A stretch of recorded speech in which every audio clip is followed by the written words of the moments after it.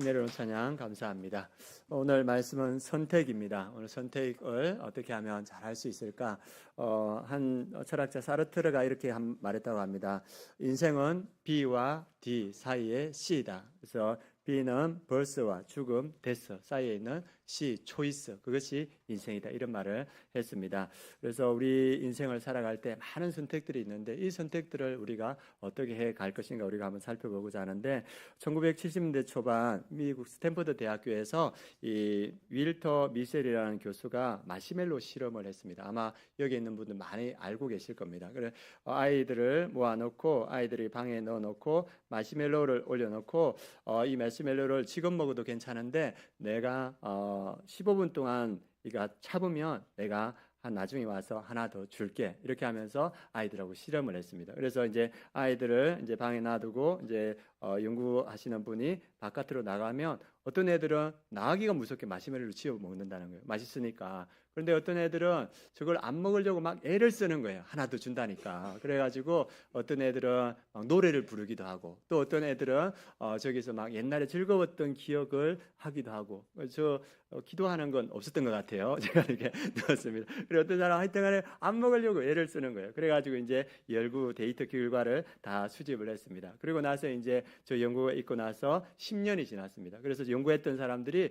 10년 후에 저걸 가지고 이제 데이터를 분석했는데 어떤 결과가 났냐면, 마시멜로를 먹지 않았던 아이들과 먹었던 아이들 비교해 보니까 먹지 않았던 아이들이 학업 성적이 훨씬 더 우수하더래요. 그리고 또 사회적 적응력이 뛰어나고 약물 남용 가능성이 훨씬 떨어지더랍니다. 그리고 체질량 지수, 비만 지수도 확실히 낮다는 사실이 밝혀졌습니다. 그래서 이 연구팀이 인내심과 자제력 지수가 지능 지수보다 더 성공을 예측하는데 효과적인 유의미한 결과가 있다, 이걸 발표했습니다. 그리고 이제 2018년 뉴욕대 연구팀에서 이곳에 대한 후속 연구를 했습니다. 거기서 밝혀진 게 뭐냐 하면, 사회적 신뢰가 있는 아이, 약속된 보상이 반드시 올 것이라는 믿음이 있는 아이들이 인내심을 발휘하더라. 그래서 이 마시멜로를 먹지 않고 이후에도 자제력을 자기 삶에 드러내더라, 이렇게 말합니다. 그래서 제가 이 연구를 보면서 어떤 생각이 드냐 하면, 이 마시멜로가 두 개 냈는데 그 자리에서 바로 먹은 건 이 아이가 자기의 미래를 먹은 것과 같다, 이런 생각이 드는 거예요. 그래서 이 모습을 보면서 또 어떤 생각이 드냐 하면, 우리의 신앙생활도 이와 같다는 생각이 들었습니다. 하나님께서 우리에게 은혜를 주셨는데, 특별히 우리가 생각하는 그 아담과 하와, 하나님께서 그들을 하나님의 형상으로 창조하시고 그들에게 복을 주셨습니다. 그리고 그들에게 사명을 주셨습니다. 생육하고 번성하고 땅에 충만하라. 그리고 그들에게 어떤 사명을 주셨냐 하면, 땅을 정복하고 바다의 물고기와 하늘의 새와 그리고 땅에 움직이는 모든 생명을 다스리라, 이런 사명을 주시고, 그 아담과 하와를 에덴 동산에 두고 그 에덴 동산을 경작하면서 그 땅을 지키라, 이런 사명을 주셨고, 그 다음에 이 연구자들, 감독관처럼 어떤 명령을 주셨냐면, 너희들이 다 먹어도 되는데 뭐 먹지 마라?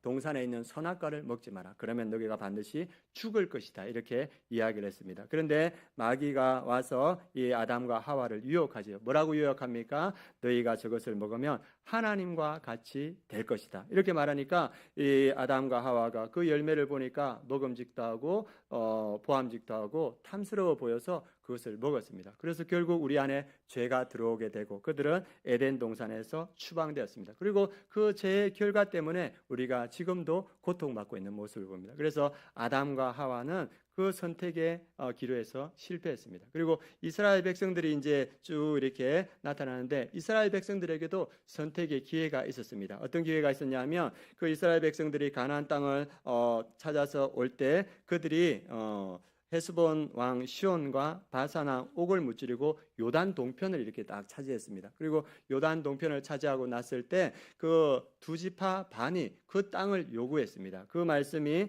민수기 32장 1절에서 5절입니다. 같이 한번 읽겠습니다. 르벤 자손과 갓 자손은 심이 많은 가축대를 가졌더라. 그들이 야셀 땅과 길앗 땅을 본즉 그곳은 목축할 만한 장소인지라. 또 이르되 우리가 당신에게 은혜를 입었으면 이 땅을 당신의 종들에게 그들의 소유로 주시고 우리에게 요단강을 건너지 않게 하소서. 르벤 자손과 갓 자손이 요단 동평의 땅을 이제 차지했는데 보니까 자기들의 가축이 너무 많은 거예요. 이 가축을 잘 먹으려면 풀이 필요한데 이 요단 동편에 풀이 무성해서 이 가축을 비우기에 너무 좋은 거예요. 그래서 그 모세에 가서 이 요단 동편 땅을 우리에게 주십시오 이렇게 요청을 합니다. 그런데 하나님이 하신 약속은 신명기 11장 31절입니다. 그 약속 보겠습니다. 같이 읽겠습니다. 너희가 요단을 건너 너희의 하나님 여호와께서 너희에게 주시는 땅에 들어가서 그 땅을 차지하려 하나니 반드시 그것을 차지하여 거기 거주할지라. 하나님의 역사는 뭐냐 하면 이 요단강을 건너가서 요단 서편을 차지하고 반드시 거기 거주해라. 하나님의 약속은 그거예요. 동편이 아니고 서편에 거주하라고 약속했어요. 그런데 르벤과 같이 봐보니까 그 생각보다는 이 목초지가 너무 좋다. 우리 여기 머물고 싶다. 그래서 모세가 그들에게 그것을 허락하고 전쟁할 때는 끝까지 앞장서라고 이렇게 약속을 하게 됩니다. 그러면 하나님의 약속을 지키지 못하고 요단 동평을 차지한 그 르벤과 갓 므낫세 반지파는 어떻게 되었는가 지도 한번 보여주시기 바랍니다. 예, 저기 보면 깊은 요단 지구대, 요단 밸리가 있습니다. 그래서 이 서편과 동편은 저 요단강과 깊은 계곡이 있기 때문에 서로 오고 가기가 힘든 거예요. 그런데 이스라엘 백성들에게 하나님께서 1년에 3번 이 성막의 성전에 오라 했는데 이 르벤과 갓 지파는 저기 가기가 힘든 거예요. 그래가지고 신앙에서 점점 멀어집니다. 그리고 그 주변의 신들을 섬기기 시작합니다. 바알과 아세다라고. 그래서 가장 먼저 신앙에서 타락한 민족이 므낫세, 그다음에 갓 지파 그리고 르벤 지파가 됩니다. 그리고 이 그 땅이 옆에 모압과 암몬이 있는데 여기 가나안 서편은 요단강도 있고 산맥이 있어가지고 적의 침입을 막기에 유효한데 이 르벤 지파와 갓 지파가 차지한 것은 이 아무것도 막는 게 없는 거예요. 그래서 끊임없이 이들은 외적의 침입을 받고 사사기 시대 때는 암몬에 18년 동안 식민지를 당하고 왕국 시대 때는 저기가 이방 왕으로 인해서 초토화되고 학살됩니다. 그리고 BC 722년 아수르가 와서 저기에 있는 수많은 사람들을 데려가서 아수르에 이주시키고 그 다음에는 이들은 역사에서 사라져 버립니다. 그래서 좋았던 그 초지, 가축을 지키기 위해서 선택했는데 그것이 결국은 그들이 망하는 길로 들어가는 길이었습니다. 그리고 이제 서편에 있던 저 나라들도 처음에는 잘 성장했는데 이후에 주변 나라들이 강대하니까 하나님을 이렇게 거부하고 왕을 세워달라 합니다. 눈에 보이는 왕을 세워달라 하고 그리고 주변 나라를 보니까 하나님 섬기는 것보다 우상을 섬기는 것이 더 강하고 부해 보인다. 그래서 하나님을 거부하고 그 다음에 이방 우상을 섬기기 시작합니다. 그래서 서편에 있는 나라들도 BC 722년에 아수르에서 멸망하고 또 BC 586년에 어떻게 되냐 하면 그 유다는 바벨론에 의해서 멸망합니다. 그래서 주변의 강도국의 모습을 보고 하나님의 약속을 잊어버렸던 그러한 나라들이 결국은 그 심판에 빠지는 것을 보게 됩니다. 그런데 이 아담과 하와 그리고 이스라엘 백성들도 이런 선택을 했는데 우리는 어떤 선택을 하고 있는가? 그걸 한번 돌아봤으면 좋겠습니다. 예전에 여러분들 들어가 보셨던 것 중에서 파리의 연인 보셨습니까? 예, 보셨던 분이 몇 분 계시네요. 그죠? 예, 여기 계십니다. 예, 죄가 아닙니다, 여러분들. 예. 그리고 거기에 보면, 재벌, 남자와 그다음에 일반 서민 여자가 이렇게 사랑하는 이야기죠. 그래서 실제 있었던 얘기인데, 여기에 있는 분들이 다 30대로 돌아갔다고 생각해 주십시오. 30대로 돌아가셔서 얼굴도 너무 예쁘시고, 남자분들은 얼굴도 너무 잘생기시고, 그리고 능력도 뛰어나서 대기업에 여기 있는 분들이 다 들어가셨어요. 예, 그 정도 된다고 생각합니다. 대기업에 들어갔는데, 그 대기업에 들어가 보니까 우리 여자분들은 사장 아들이 여러분을 좋아하는 거예요. 그래가지고 결혼하자 이렇게 했고 그 집안도 여러분하고 결혼하자 하는 거예요. 그리고 남자분들은 들어갔는데 그 대기업 사장 딸이 결혼하자는 거예요. 좋다고. 그 집안에서도 결혼하자 하고. 그러면 여러분들은 어떻게 할 것인가 한번 생각해 보시기 바랍니다. 그리고 그 집안에는 다 있는데 한 가지가 없어요. 뭐가 없겠습니까? 믿음. 이게 골치 아픈 거예요, 이게. 믿음이 없는 거예요. 그래서 이렇게 했을 때 여러분들은 어떤 선택을 할 것인가? 여러분들 속으로 나는 지금 이 사람만 아니면 누구든 결혼한다. 이런 생각하시면 안 되는 거예요. 여러분들은 어떻게 하겠습니까? 이게 결혼을 하겠습니까? 안 하겠습니까?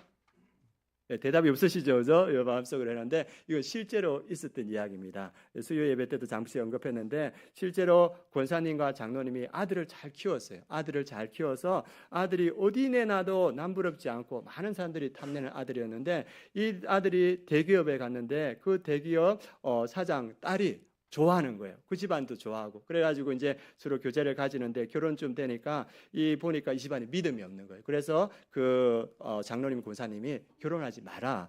저 집은 우리와 너무 차이가 지고 척이 지고 믿음이 없다 했는데 아들이 그 집안에서 너무 잘해주고 그 집안의 재력이 크니까 결혼하기로 한 거예요. 그래서 결혼을 했습니다. 그 믿음 없는 집안을 그랬는데 처음에는 이 며느리가 몇 번 교회를 나오더니만 교회를 안 나오기 시작하는 거예요. 그리고 이어서 교회도 안 나오고 그 다음에는 이제 소식이 이제 떨어졌어요. 그래서 이제 어느 날 그 권사님이 울면서 목사님을 찾아온 거예요. 목사님을 찾아와서 울면서 오니까 목사님이 어떻게 아들은 잘 지냅니까? 물어보니까 그 어머니가 뭐라 하냐면 우리 아들 잘 사는지 모릅니다. 이렇게 말하는 거예요. 그래서 아니 그게 무슨 말씀이시 하니까 소식 끊은 지 꽤 오래됐다는 거예요. 그래서 이사 갔다는데 어디로 갔는지 모른답니다. 그리고 전화번호도 모르고 그리고 그냥 잘 살고 있겠지 그렇게 생각한다는 거예요. 그래서 이사를 갔고 그리고 아이들 손주들도 낳았는데 손주들 얼굴도 모르고 그렇게 지내게 됐답니다. 아마 며느리가 불편할 수도 있고 그 집안이 불편할 수도 있어서 아마 안 가르쳐줬던 것 같아요. 그런데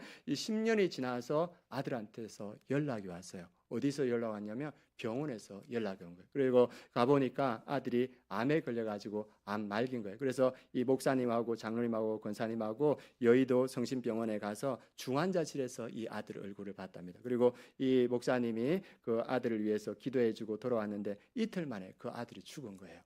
그 소식을 이 목사님이 보고서 진짜 효자 되는 것은 똑똑하고 능력 있다고 되는 게 아니다. 아버님을 사랑하고 어머니를 사랑하고 그 다음에 그 마음에 하나님을 경외하는 마음이 있어야 된다. 그걸 마음속으로 느꼈다고 합니다. 그래서 우리가 돌아볼 때 우리는 그런 결정을 안 했지만 우리가 그런 상황에 왔을 때 우리도 그런 결정을 하지 않을까 이런 생각이 듭니다. 아담도 그랬고 이스라엘 백성도 그랬고 우리도 동일한 그러한 모습이라는 생각이 듭니다. 그래서 이러한 모습 속에서 우리가 어떠한 결정, 바른 결정을 할 수 있을까? 그것을 오늘 우리에게 보여주시는 분이 계십니다. 그분이 누구냐 하면 예수 그리스도. 우리가 어떠한 상황 가운데 어떠한 결정을 해야 되는가 그것을 보여주시는데 그 모습을 우리 4장 2절에서 볼 수 있습니다. 우리가 바른 결정을 하기 위해서 예수님이 보여주시는 첫 번째 모습이 4장 2절에 나와 있습니다. 같이 한번 읽어보겠습니다. 40일을 밤낮으로 금식하신 후에 줄이신지라. 예수님께서 우리를 위해서 40일을 금식하시고 그 광야에서 줄이셨습니다. 이 줄인다는 것은 예수님은 100% 신이시고 100% 인간이시기 때문에 그 줄임의 고통을 온전히 느꼈습니다. 그리고 그 줄임 가운데 광야에 아무것도 없을 때 예수님은 성령의 인도하심 가운데 있었고 그리고 말씀에 충만한 가운데 주님만 바라보는 그러한 상황 가운데 있었습니다. 그리고 이 모습을 통해서 우리가 어떠한 선택을 해야 되는지 말씀을 통해서 보여주고 있습니다. 조금 전에 말했던 루벤 갓 지파가 푸른 초장을 보고 야 저기 우리 하면 좋겠다 그렇게 결정하려고 할 때 또 아까 그 귀한 아들이 그 재벌집의 그 재산을 보고 결혼을 결정할 때 어떠한 대답으로 해야 되는가 예수님께서 그것을 우리에게 보여주고 있습니다. 우리 4절 말씀 같이 한번 읽어보겠습니다. 예수께서 대답하여 이르시되 기록되어서되 사람이 떡으로만 살 것이 아니요 하나님의 입으로부터 나오는 모든 말씀으로 살 것이다 하였느니라 하시니 루벤 갓 지파도 뭐라 해야 됩니까? 떡으로만 살 것이 아니고 하나님의 말씀으로 산다. 그 아들도 그러한 유혹이 올 때 사람이 떡으로만 사는 것이 아니고 하나님의 말씀으로 산다. 이것으로 물리쳐야 된다는 것을 예수님께서 보여주시고 예수님께서 이 말씀으로 그 사단의 유혹을 물리쳤습니다. 그리고 이 마귀가 예수님에게 어떠한 유혹을 주냐면 성전 꼭대기에 올라가서 뛰어내리라고 합니다. 이것만은 이생의 자랑으로 네가 살았으면 좋겠다. 그래서 사람들의 인정, 허영심, 영적 교만에 대한 너의 특별함을 한번 보여봐. 그러면 사람들이 열광할 거야. 이런 유혹을 마귀가 줍니다. 이거는 아담과 하와가 그 선악과를 먹으면 하나님과 같이 될 것이다. 이 유혹을 받아옵니다. 그러면 이 유혹을 어떻게 물리쳐야 되는가? 예수님이 말씀으로 보여줍니다. 우리 7절 말씀 같이 한번 읽어보겠습니다. 예수께서 이르시되 또 기록되었으되 주 너의 하나님을 시험하지 말라 하였느니라 하시니, 아담과 하와가 마귀에게 뭐라 했습니까? 주 너의 하나님을 시험하지 말라. 이 말씀으로 물리쳐야 되는데 이 아담과 하와가 그렇게 물리치지 못했어요. 그러나 예수님은 이 말씀으로 우리가 이 시험이 왔을 때 어떻게 이겨야 되는지를 보여주고 있습니다. 마지막으로 마귀는 천하만국을 보여주면서 내게 경배하면 이 천하만국을 너에게 주겠다 이렇게 유혹합니다. 그래서 안목의 정욕에 따라서 화려한 세상의 성공을 바라보며 네가 살아라 이렇게 말하고 있습니다. 그리고 이스라엘 백성들이 자기들 주변 민족들을 보니까 이 민족들이 왕이 있으니까 강하고 우상 숭배하니까 부유하더라. 그래서 우리도 왕을 세우고 우상 숭배하자 이런 유혹이 올 때 어떻게 그 유혹을 뿌리칠 수 있습니까? 예수님께서 오늘 보여주고 있습니다. 우리가 그 예수님이 하신 말씀 함께 보도록 하겠습니다. 10절 말씀입니다. 같이 한번 읽겠습니다. 이에 예수께서 말씀하시되 사탄아 물러가라 기록되었으되 주 너의 하나님께 경배하고 다만 그를 섬기라 하였느니라. 주변 여러 나라국의 그 부한 것을 보고 유혹될 때 그 이스라엘 백성들이 해야만 주 너의 하나님께만 경배하고 다만 그를 섬기라. 이 말씀으로 이겨야 되는데 이스라엘 백성들이 이기지 못해요. 그래서 예수님께서 이 마귀를 이기시고 우리에게 그 유혹이 왔을 때 어떻게 이기는지를 잘 보여주고 있습니다. 우리에게 선택의 유혹이 왔을 때 우리가 그것을 어떻게 이길 수 있는가? 오늘 예수님께서는 어디로 가십니까? 광야에서 그것을 우리에게 보여줍니다. 광야에는 모든 것이 없는 곳, 결핍의 공간입니다. 그래서 어쩔 수 없이 주님께 집중하고 말씀으로만 집중할 수 있는 그러한 장소입니다. 그래서 그 광야에서 주님의 말씀만 바라볼 때 우리에게 영적 분별력이 생기고 주님께서 맡겨주신 그 사명을 감당할 수 있는 힘이 생긴다는 겁니다. 오늘 말씀 우리가 인생에 어떻게 바른 선택을 할 것인가, 우리가 광야로 가야 된다는 겁니다. 광야에서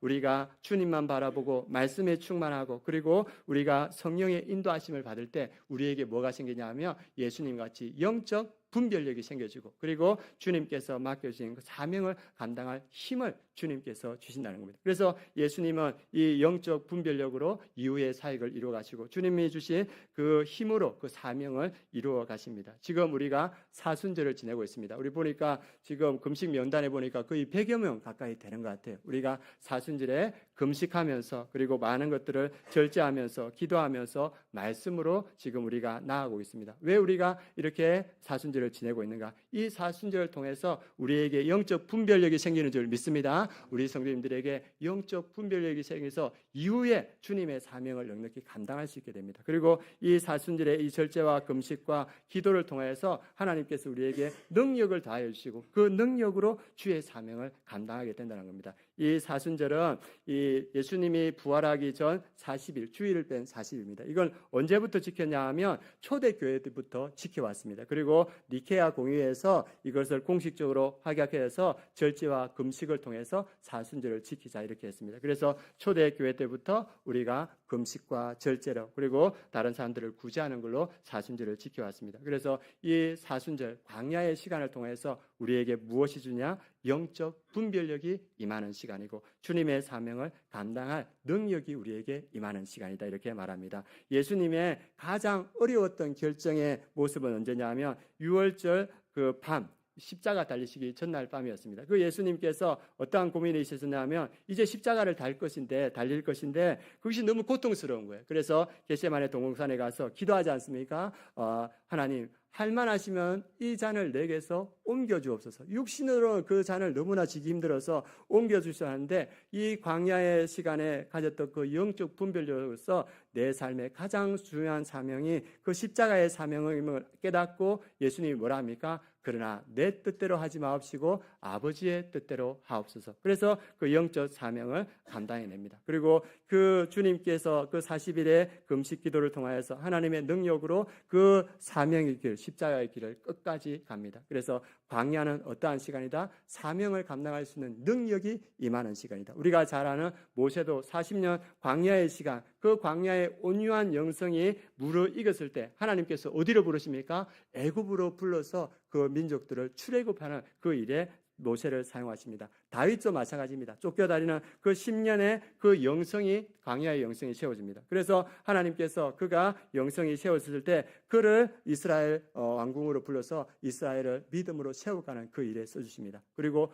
바울도 마찬가지입니다. 바울도 예수 그리스도를 만나고 나서 하나님께서 어디로 인도하냐면 이 광야로 인도하십니다. 그 광야에서 자기가 알고 있던 구약의 복음 그리고 예수 그리스도를 만난 그 복음 그것을 연합하여서 이 복음을 집대성하고 이후에 하나님께서 준비되니까 이 바울을 안디옥 교회로 부르십니다. 그리고 세계 선교에 사용하십니다. 우리가 광야에서 이 준비되면 주님의 광야 예수로 준비되면 하나님이 쓰시는 줄 믿습니다. 애굽으로 부르시고 그리고 왕궁으로 부르시고 또 이 교회로 부르셔서 하나님께서 쓰신다는 것을 보여주고 있습니다. 그리고 지금 아마 광야의 시간을 지나왔던 성도님들 계시고 또 지금 광야의 시간을 지나는 분도 계실 것입니다. 이 광야의 시간이 고통스럽고 외롭고 아무것도 보이지 않고 주님만 보이고 그리고 주님만 의지할 수 있는 그러한 시간들이 지금 많은 분들이 있을 줄 압니다. 그런데 그 시간은 버림받은 시간이 아니고 하나님께서 준비시키는 시간인 줄 믿습니다. 지금까지 준비했던 분도 주님께서 준비시키고 지금도 광야에 있는 분들을 주님께서 준비시키고 그리고 준비되면 하나님께서 능력을 다하셔서 주님의 일에 있습니다. 그리고 제가 예전에 재작년에 그 학위를 받으려고 미국에 이렇게 가서 이렇게 로스앤젤레스하고 온타리오 이 지역을 이렇게 다니고 있었는데 이전에 섬기던 교회 목사님 따님이 저한테 모바일 쿠폰을 이렇게 하나 주셨습니다. 그래서 보내주는데 그게 뭐냐면 칙필레 아십니까? 예, 아시는 분 계신데 미국의 그 패스트푸드 이렇게 음식인데 그게 미국에서 가장 인기가 있대요. 그래서 저희들에게 이제 보내줘서 이제 저희가 이제 일정을 마치고 한국 갈 때 안 쓰고 가면 아깝지 않습니까? 그래가지고 이거 쓰고 가야 되겠다. 그래가지고 이제 아내하고 저하고 이제 차를 몰고 물을 갔는데 밥때가 지나서 이제 부랴부랴 이렇게 찾아갔는데 이 길을 잘 모르겠더라고요. 처음 가고 그래가지고 헤매다가 이제 그 가게라 싶어가지고 이제 주차를 했습니다. 그래가지고 이제 고픈 배를 안고 들어가서 보니까 키오스크가 있더라고요. 그리고 키오스크에 이제 사람들이 있어서 제가 그 모바일 그걸 보여주면서 그 미국인에게 이거 어떻게 사용하는 겁니까 하니까 그분들이 영어로 대답하더라고요. 예, this is not Chick-fil-A 이렇게 말하는 거예요. 여기는 칙필레가 아닙니다. 이렇게 이야기하는 거예요. 그래가지고 제가 아내를 째려보면서 옆에서 길 좀 잘 봐주지. 이런 마음이 들니까 아내도 저를 째려보면서 운전이나 좀 똑바로 하지. 이 분위기가 된 거예요. 그래가지고 차 안이 냉랭한 거예요. 그래 화가 나가지고 그냥 갈까 막 이런 마음도 들고 그래가지고 다시 이제 전열을 재정비해가지고 다시 이제 칙필레를 찾아갔습니다. 그래서 찾아가서 두 번째는 제대로 들어갔습니다. 그래 들어가서 이제 샌드위치하고 시켰는데 딱 한 입 부는 순간 화가 쫙 사라지는 거예요. 그러면서 화해 무드가 쫙 펼쳐지는 거예요. 그러면서 그렇지. 분위기가 그래 맛있었습니다. 그리고 이제 그 맛있게 먹고 이렇게 나와서 마지막 일정 보내고 돌아왔습니다. 그리고 이후에 칙필레이를 찾아보니까 이 회사가 크리스찬 회사인 거예요. 그리고 크리스찬 회사인데 이 주일날 문을 안 여는 거예요. 그래가지고 찾아보니까 이 회사가 주일날 문을 안 여는데 그 주일날 물 안 여는 것 때문에 1년에 얼마의 손실이 나냐면 1조 2천억이 난대요.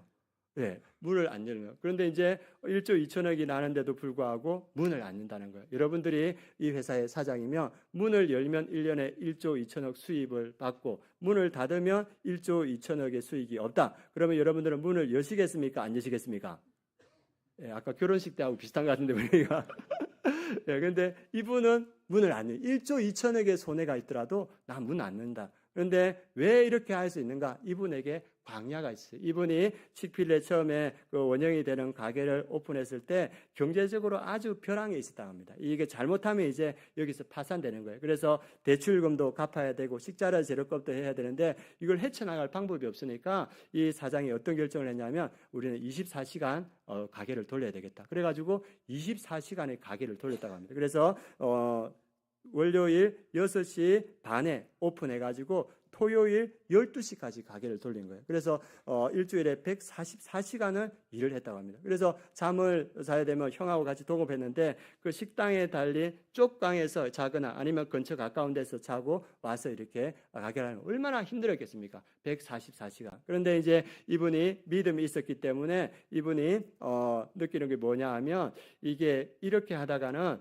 야, 내가 가족을 잃겠다. 왜냐하면 아내 볼 시간도 없고 아이들 볼 시간도 없고, 그런 마음이 들었고, 또 하나는 어떤 마음이 들었냐 하면 내가 영적으로 무뎌져 가고 있구나. 그걸 영적 위기를 느꼈답니다. 그래서 이분은 어렸을 때부터 안식일을 거룩하게 지켜라, 그 마음이 있어가지고 그런 상황에도 주일날은 교회에 가서 그리고 교사를 이렇게 섬겼답니다. 그 교사를 섬기는 시간이 자기 안에 그것들이 회복되는 시간이고, 그리고 자기의 정체성이 밝혀지는 시간이었대요. 그래서 이분이 그때 결심한 건 뭐냐 하면, 신앙과 가정이 사업보다 중요하다. 이제 앞으로 내가 사업을 할 때는 우리 직원들이 또 내가 예배할 수 있는 시간을 확보해주고 가족들과 함께 지내는 시간을 반드시 확보해주겠다. 그때 그 결심이 있었다고 합니다. 그래서 그때 창업 때부터 지금까지 주일에는 문을 열지 않습니다. 그래서 얼마 손해가 있는데 1조 2천억 원, 이 손해가 있음에도 불구하고 문을 닫고 쉬는 시간, 주일 안식일을 주는 것이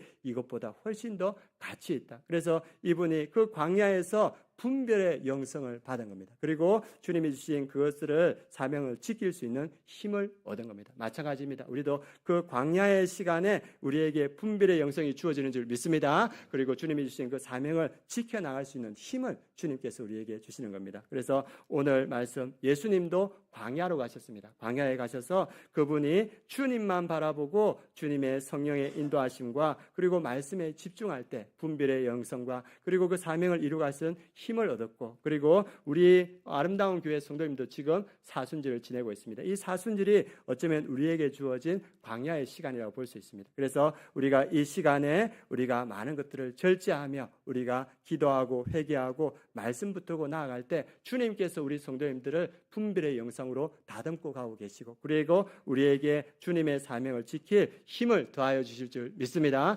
그래서 이 사순절 기간 동안 우리가 누굽니까? 우리가 예수님 같이, 또 모세 같이, 바울과 다윗 같이 이 광야의 시간에 나아가서 주님이 주시는 그 은혜 가운데 사명을 넉넉히 감당하는 우리 모든 성도님 되길 축원합니다. 그래서 우리가 이 믿음으로 마지막으로 함께 찬양하고 오늘 예배를 마치도록 하겠습니다.